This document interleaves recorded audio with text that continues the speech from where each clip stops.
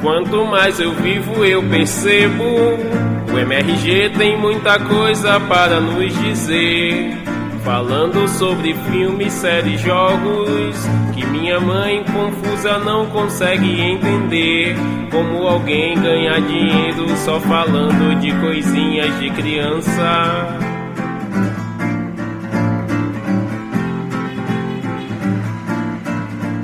A mente do Didi é genial, e o Afonso com a bigodeira que arrasa. Mas o que me faz cair na risada é o Roberto e seu momento de ser um babaca. E o robô gigante impede o inimigo de concretizar seu plano. Com a cabeça do Didi, o corpo do Beto e o soco do Solano.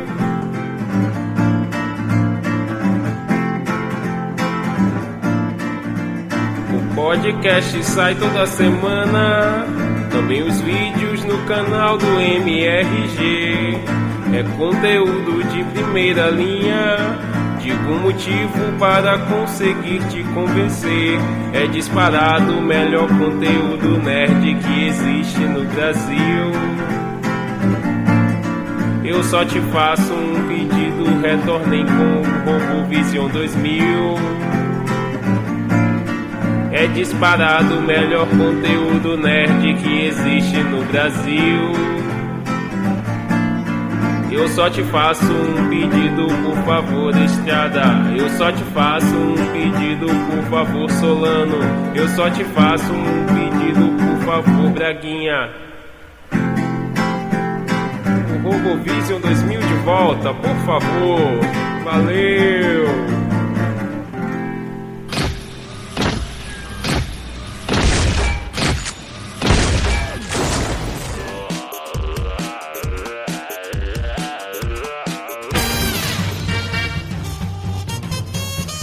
Bom dia! Boa tarde! Boa noite! Estamos começando mais um Matando Robô Gigante Sem capa!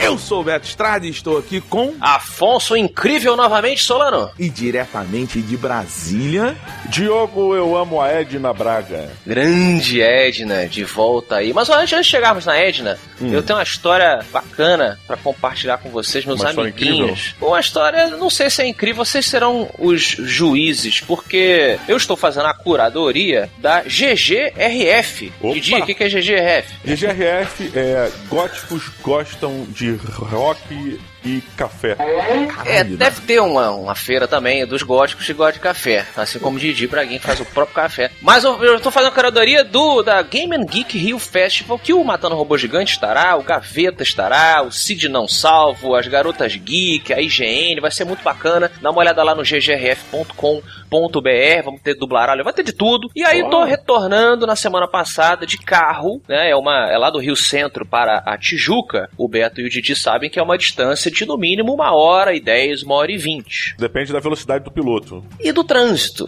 Exato, querido. é o mais influencia, até porque existem leis de trânsito, Diogo. Exato, não é Mad Max. E aí, caras, o trânsito estava fora do comum. E hoje o trânsito do Rio é um inferno, cara. E era pré-jogo da Copa, Beto. Então, assim, misturou todos os planetas, alinharam. E o trânsito estava de tal forma que, assim, eu demorei 2h30 para fazer um trajeto que eu teria demorado meia hora. E aí, saindo do túnel Zuzu Angel ali, eu falei, velho, eu estou com muita vontade de fazer xixi. E o que eu vou fazer? E eu sabia, eu conheço o trajeto, não tinha posto de gasolina algum, não tinha como eu encostar o carro de forma alguma. Peraí, não tinha por causa de dignidade? Não, porque não tinha onde eu fazer xixi. Se eu parasse pra mudar de faixa, encostar numa esquina, sair, eu ia ter que fazer xixi na rua, eu ia ter que fazer xixi numa árvore. E quem não conhece o Rio de Janeiro sabe que isso também é um crime. É um crime, um desrespeito e etc. Fora a possibilidade, porque ali onde eu já estava, depois do túnel, é muito iluminado, tinha muita gente na rua, além de ser uma mega falta de educação, corre o risco de alguém reconhecer, tipo assim, olha lá, um piroca ali fora. Sabe, aí fica aquela coisa e tal. I want to talk to you today about it's too small. Se bem que a gente vai ter que ganhar uns ouvintes, né? Ou não, né, cara? Ou perdido. E aí, cara, eu comecei a procurar garrafinha, mas eu não tenho garrafinha no carro. Aí eu falei, cara, o que eu vou fazer? Não tinha ninguém vendendo água. Puta, não é possível, cara. Eu preciso...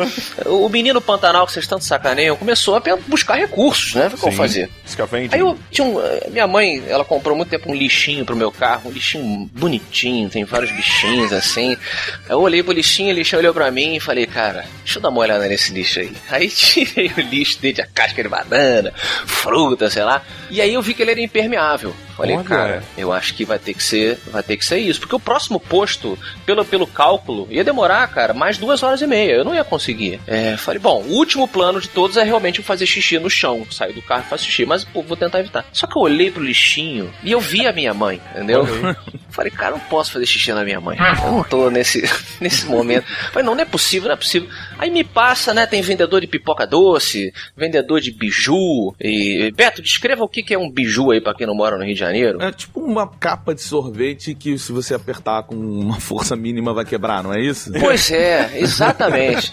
E eles vêm num saquinho plástico. Falei, caramba, esse saquinho faz um saquinho. Falei, velho, abriu. Só que eu falei assim, porra, esse saquinho não é um saquinho feito pra isso. Ele pode estar furado, ele pode ter um furinho ou outro e tal. Eu falei, cara, quanto é o biju? Ah, R$2. Aqui vai me dar 6 biju. Aí eu peguei 6 biju. Esvaziei 2 saquinhos dele no banco do lado, porque eu não ia jogar fora o biju, porra, gostoso. Claro. Assoprei assim, tipo, sabe, pra ver se tinha um furinho e tal. E falei, cara, é isso aí, botei 2 saquinhos. E aí improvisei uma mini sonda no meu pênis e esvaziei a minha bexiga de forma digna ou não. No saquinho, cara. Tipo, na lateral. E isso tudo, embreagem, primeira marcha, acelera, freia, embreagem, para. Né? Olha o que controle de esfíncter, hein, cara? Cara, foi... exatamente. Meu esfíncter aquele dia trabalhou dobrado. Vamos chamar essa manobra de manobra do peixinho dourado.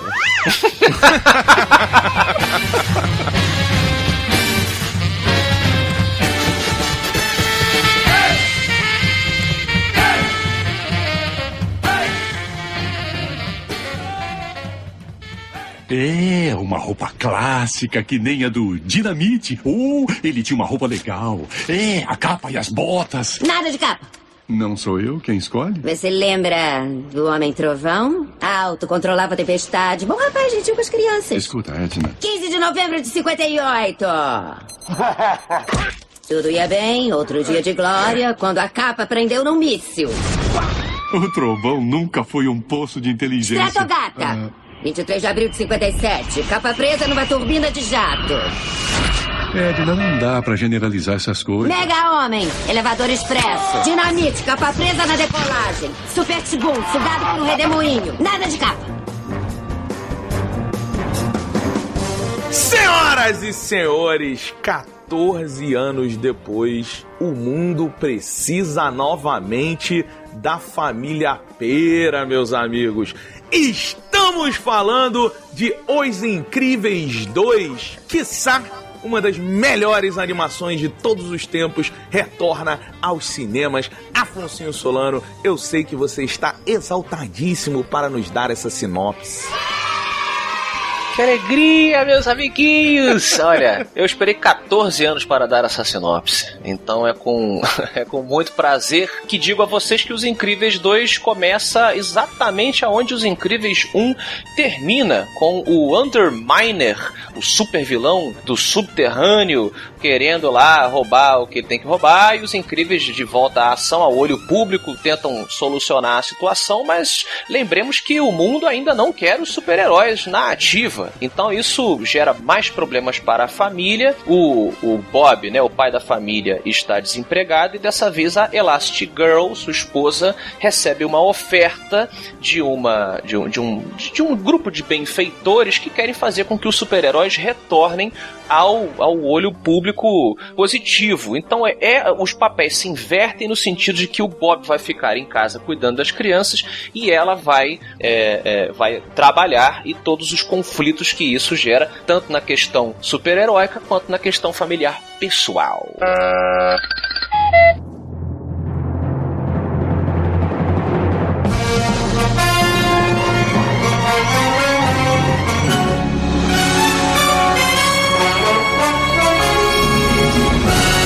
Cid Braguinha, eu quero saber, você que é um pai-herói, o pai do Bolinha de Sabão, super-herói fantástico, o que você achou de Os Incríveis 2? Cara, primeiro que eu tava com receio, né, cara, deles trazerem um segundo filme e acabarem com tudo que o primeiro foi e é pra gente, assim, pra mim principalmente. Só que ele começa trazendo uma inversão de postura maravilhosa que condiz muito até com o que a gente vem vivendo hoje em dia na sociedade. Uma coisa muito importante que eles fazem que é realmente botar a mulher como protagonista da família, né? Como a pessoa que traz o dinheiro, que fala diretamente com a minha realidade. E bota o Roberto Pera como o pai que fica em casa, né, cara? Eu sou o pai que cuida das crianças e tal, que é uma realidade atual, mas é tão a minha realidade, sacou?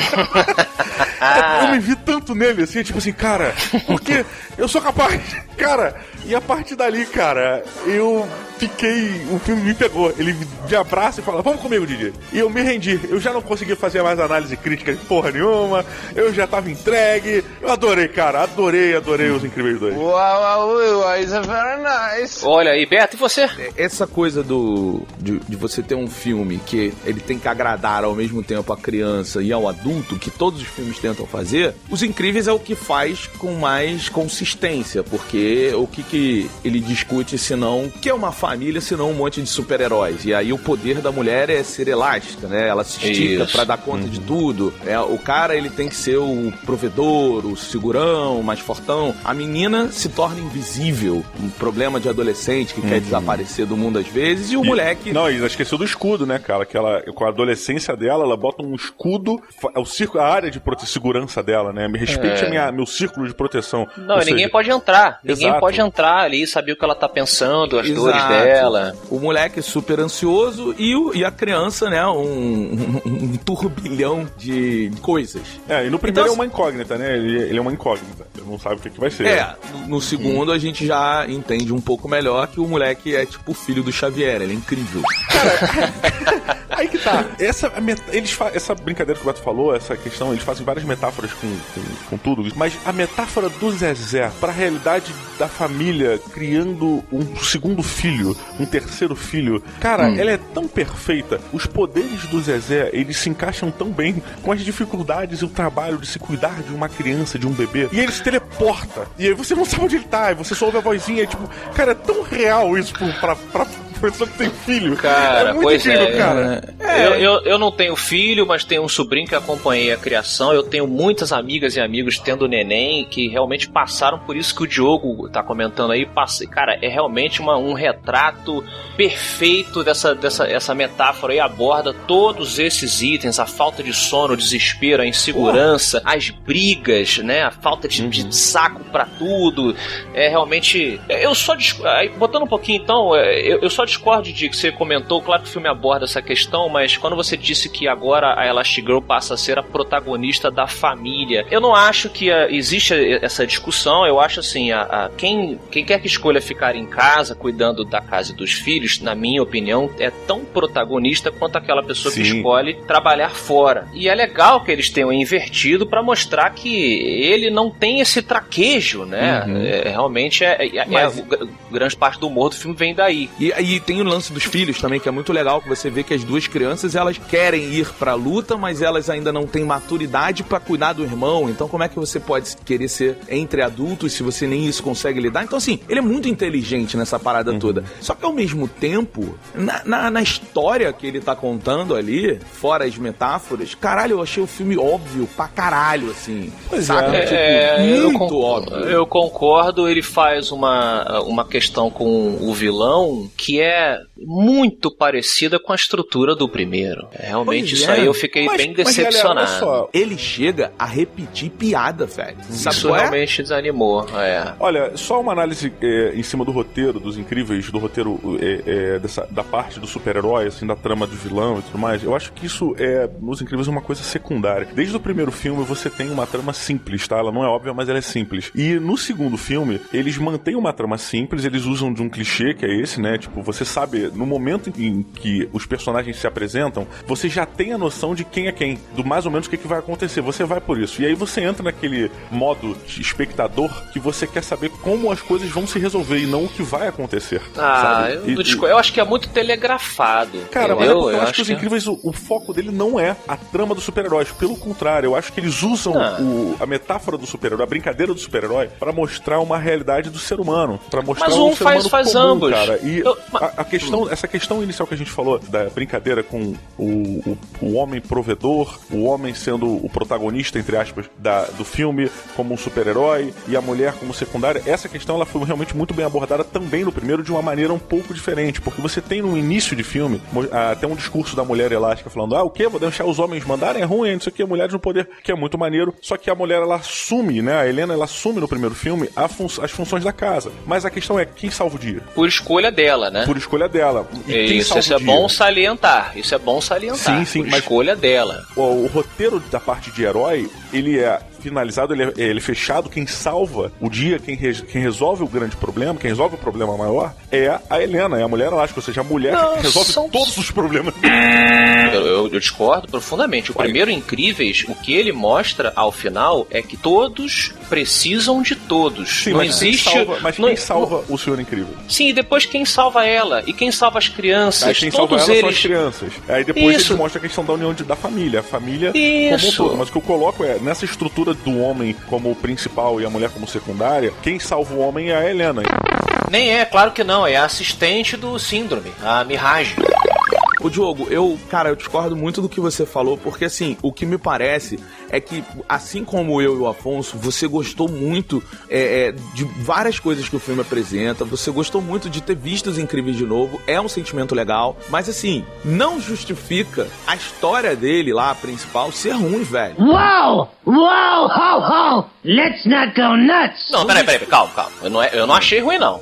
Agora eu tô aqui, peraí. Vou voltar pro óbvio. Vou voltar pro óbvio. Óbvio, então. Sim, porque eu achei ela muito bem executadinha. Exato. Quando você saca, você fala, tá bom, essa pessoa aí é o vilão. E aí, quando acontece, você fala, tá, mas o andar da carruagem eu achei muito bom. Muito legal. Então, eu achei normal, pra falar a verdade. Porque assim, o respeito que o diretor tem à obra, tanto que ele demorou tanto tempo, porque ele tava esperando ali contar a história certa. Então, quando a gente vê Os Incríveis e assim, porra, puta filme, é uma das animações mais legais que tem. E quando você pega, você fala assim, cara, não podia ser óbvio. E não podia ter uma metáfora tão foda, tão bem contada, com uma animação inacreditável, assim, eu fiquei impressionado com a qualidade de cabelo, água, textura, umas paradas muito fodidas. E aí você vê uma história que é super óbvia, e vou marcar o ponto aqui da palavra pulp, que a gente usa em todo o MRG, que também pega referências de histórias pulp,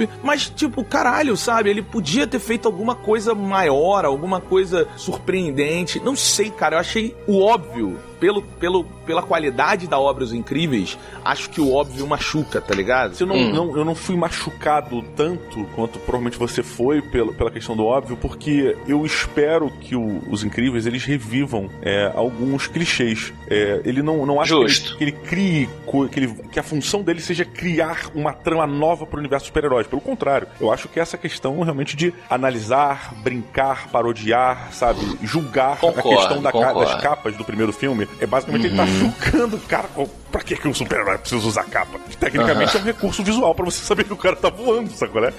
Diogo, se eles reinventarem a roda, acaba que você foge da proposta do que Incríveis é, né? Também. Exato. E essa questão que você falou do pulp, Beto, eu acho que ela é primordial pros Incríveis, porque ele é quase que sua grande parte fundamentado na questão pulp, sabe? Você vê aqueles heróis clássicos, aquela coisa. O Johnny Quest, né? Agora, literalmente, o Johnny Quest aparece, exatamente pra mostrar uma das grandes referências ali, além da coisa toda do Quarteto Fantástico e os filmes de James Bond. Porque, assim, existe também o peso, né? Só como eu falei, são 13 anos e meio, 14 anos aí de espera, então você pensa, caramba, o que os caras vão trazer de inovador? E aí, como a gente ama muito, no caso, eu fiquei tipo, putz, que pena que eu telegrafei, mas volto a dizer, eu achei o filme muito foda, achei o filme muito engraçado, eu acho que algumas coisas que me... Quer ver uma outra coisa que que me deixou um pouco chateado, que eu acho que quebrou um pouco com a estrutura estabelecida no primeiro, o Zezé. Não fala isso. Mas Cara, faz sentido, Zezé. Eu vou explicar, Só me disse aquela cena incrível do Zezé contra um gambazinho, tá dentro da sua explicação. Cara, então, aquilo ali eu chorava de alegria. É muito foda aquela cena. Então, vamos lá. Aquela cena, ela é engraçada, isolada, na minha opinião. Ela não funciona dentro da estrutura semi-real do mundo dos Incríveis. O primeiro Incríveis, ele estabelece um mundo que, apesar de seu visual cartunesco, ele é muito realista em suas reações, em suas consequências. Existe morte, os heróis, eles morrem, eles sofrem. Isso é muito claro.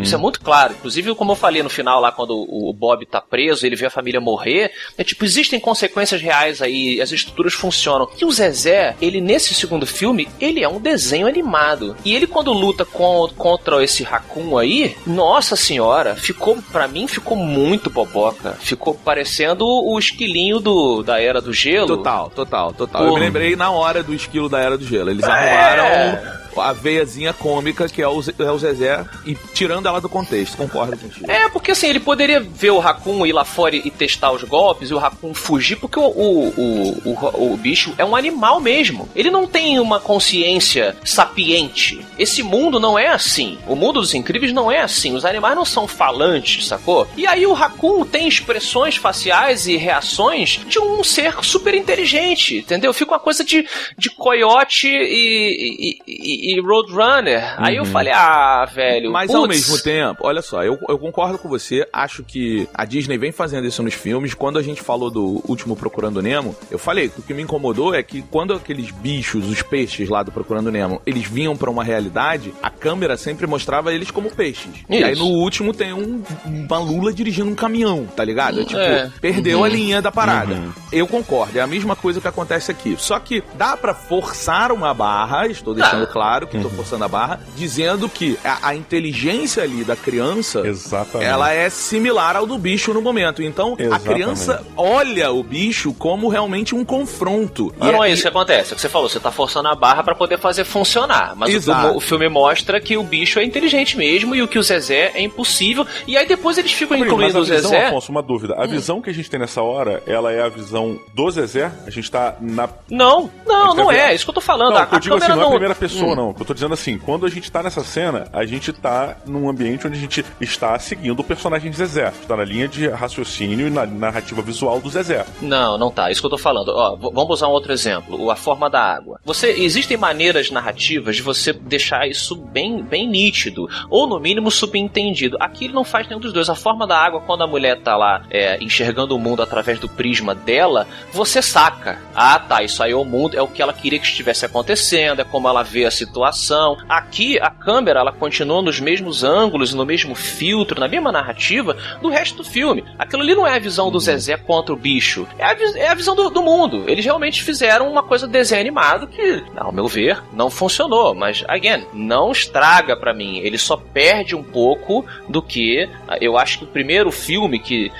Na época eu até falei, quando o primeiro Incríveis falei, olha, eu acho que é o melhor filme de super-herói já feito. Acho que é uma frase até com muitas camadas, porque você está falando que o filme que é uma metalinguagem de todos de um gênero, ele é o melhor filme daquele gênero, é uma comparação desigual, né? Então, né? Entende? A dificuldade é um paradoxo, assim, como é que ele pode ser o melhor filme se ele está, entre aspas, roubando os elementos de todos os outros filmes para poder fazer uma grande homenagem. Então ele é um filme por si só. Você acabou de descrever o Quentin Tarantino. Say what again? Say what again? I dare you. I double dare you, motherfuckers. Existe, não, mas eu concordo, existe essa discussão com o Quentin, porque aqui, entendeu? Comparando com o gênero super-herói, eu fico... Tanto que quando saiu o MRG do Homem-Aranha De Volta ao Lar, eu falei, caras, eu acho que o De Volta ao Lar é o melhor filme de super-herói já feito. Não acho um filme perfeito, mas eu acho que esses elementos estão ali. Mas eu lembrei dos Incríveis e falei, mas será que é justo eu falar isso e tal? Eu acho que o primeiro Incríveis, ele é muito bem estruturadinho, na minha opinião. Ele é um filme perfeito. O segundo eu não achei perfeito.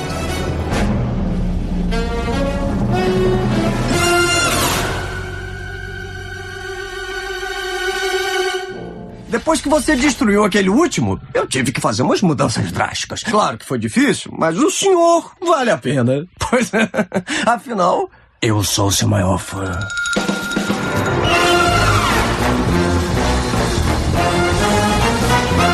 Braguinha, então chegou o momento. Eu quero saber de 0 a 5 robôs gigantes, quanto você dá para Os Incríveis 2? Beto Bolota, Afonso de Faca Solano seriam 2 super-heróis prontos já, né? Prontos. Afonso, que é o super-herói que carrega facas e atira facas à vontade, e o Beto se transforma em bola. Olha aí, que é uma arma fodida, hein? Pô, você Sim. sabe que a forma perfeita, pra mim, é a esfera, é a bola. Exato. Veja Donkey Kong, quando ele vai bater, ele vai rolando e destruindo os inimigos em sua direção. Sonic, quando vai ganhar velocidade, né, ele fica quase que invulnerável. É incrível, realmente, a forma de bola é... Se você tem forma de bola, saiba que você está no auge da sua vida. Cara, eu já bati isso aqui outras vezes, mas eu não realmente... Os Incríveis sempre foi um bom filme, mas ele nunca foi o melhor. Fuck yeah! Eu friso aqui um momento quando a gente começa a explorar os superpoderes do Zezé. É basicamente a fase onde você começa a... O seu filho, o seu bebê começa a entender o que ele é capaz ou não de fazer. Então é quando ele começa a engatinhar, quando ele começa a entender que ele é capaz, que ele é um ser humano separado da mãe, que ele tem capacidade de fazer ou deixar de fazer certas coisas. E aí você começa a ver os superpoderes do seu filho. Então essa brincadeira, essa metáfora que eles fazem desse descobrimento do que é o seu filho, quais são as características dele, é linda, cara, é bonita demais e é engraçadíssima, cara. É muito maneiro, é muito legal. Então Os Incríveis, ele toca nesse ponto e eu não tenho como dar outra nota, apesar de reconhecer todos os defeitos de roteiro, de andamento do filme, que realmente tem esses defeitinhos, mas eu só tenho que dar 5 robôs gigantes, porque é uma tradução perfeita pra mim, cara, da família jovem adulto moderna. Olha aí, Roberto Duque Estrada, cujo papel de pai é uma incógnita para mim. Eu não sei como seria. Os filhos que ele tem pelo mundo, porque...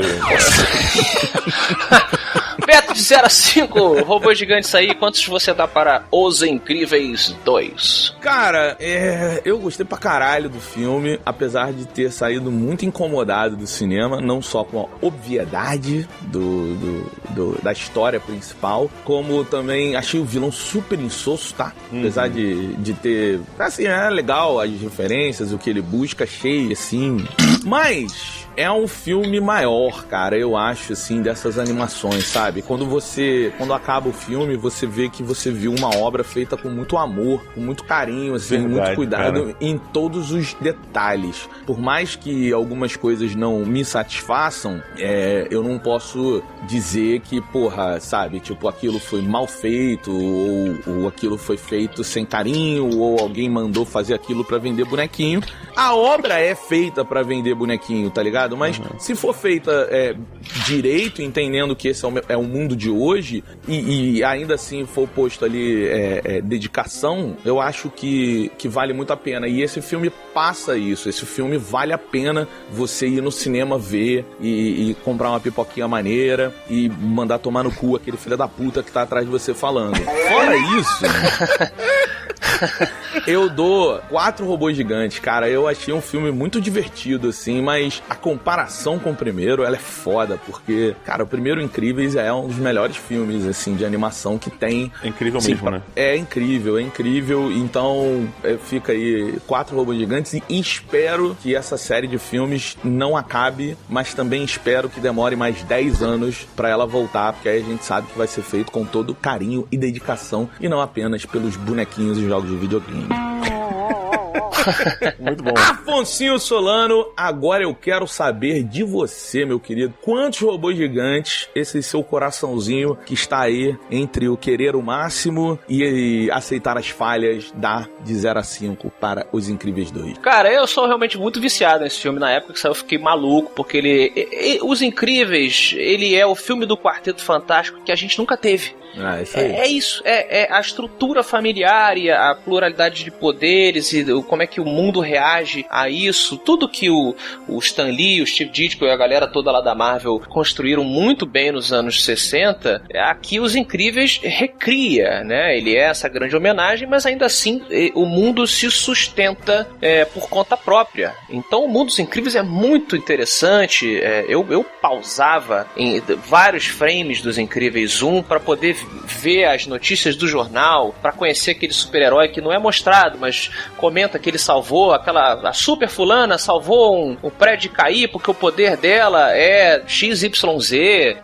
No DVD, nos especiais tem a lista de cada super-herói e super-heroína. Cara, eu acho muito foda o que os caras fizeram, e muito disso vem não só do amor e das influências que todos os criadores, incluindo o Brad Bird, tiveram crescendo, lendo tudo isso, mas também do tempo de produção que o Beto salientou aí na conclusão da nota dele. Eu estou muito feliz com o material que eu recebi, são 14 anos esperando por essa obra, ela não me decepcionou, eu não posso definir isso, é porque a gente é nerd, é chato, e a gente vai fazer o nosso filtro aqui. Eu realmente tenho essa parada aí que o Beto falou, eu fico entre a emoção e a razão, eu tento encontrar um caminho no meio. Mas, cara, eu espero que a gente não tenha Os Incríveis 3 no ano que vem, ou próximo, não é nem do feitio da Pixar, né? Uhum. Mas torço pra que a gente tenha daqui a uns 10 anos mesmo, como o Beto falou, cara. Você acha que no modelo Toy Story funcionaria? Eu acho que sim. Eu acho que sim. O importante é ter a história correta, né? Eles não têm, apesar de ter essa coisa Disney realmente de vender bonequinho, a Pixar, ela é um departamento da Disney um pouco diferenciado. Se você for ver como é que ela funciona e tal, eles têm um controle criativo de falar, olha, não tá pronto. Eu não quero contar essa história agora, vamos contar outra história. E Os Incríveis foi muito isso, cara. Então, eu acho que é uma casa de contadores de história que consegue sobreviver a esse mundo corporativo super dinheirista. Não sou contra o dinheiro, a gente sabe aqui, mas eu sou contra quando ele ultrapassa a criatividade. Acho que dá pra você fazer as duas coisas. Exato. Eu acho que o grande destaque que a Pixar tem foi encontrar um meio do caminho entre qualidade e o retorno financeiro, né, cara? Eles conseguem a maestria na qualidade, agradando um público de massa. Vídeo esse, pra mim, que é a grande justificativa desse roteiro. Tipo, mega normal, mega clichê. E é isso, sabe? Tipo, a gente precisa agradar a massa pra poder vender, mas ao mesmo tempo a gente vai ter esse entorno aqui que vai ser incrível. Pois é, cara. Pois é. Então, assim, cara, eu achei o filme muito maneiro, tirando essa coisa da estrutura do vilão, e tirando... O que mais me incomodou nem foi a questão do vilão, foi a questão do Zezé, que eu comentei pra vocês. Acho que quebra muito. Na hora eu falei, eu ri, porque é engraçado, ela é bem feita. Mas eu falei, putz, isso não combina muito com o filme. Mas todo esse paralelo que o Diogo falou sobre pai e mãe, criança, o fato da criança, a metáfora do Zezé é que a criança é possibilidade. Tudo que a criança é potencial. A Edna fala isso, inclusive, né, cara? Quando ela recebe, ela abre um discurso bem bacana falando isso. Ela define alguns arquétipos de personagens e ela fala exatamente essa frase que é muito boa. Muito boa. E todo mundo tem espaço, essa mensagem que eu falei, todo mundo é igual, o importante são as escolhas que você toma. Eu acho que isso é muito bem desenhado e, cara, eu dou 4.5 robôs gigantes para Incríveis.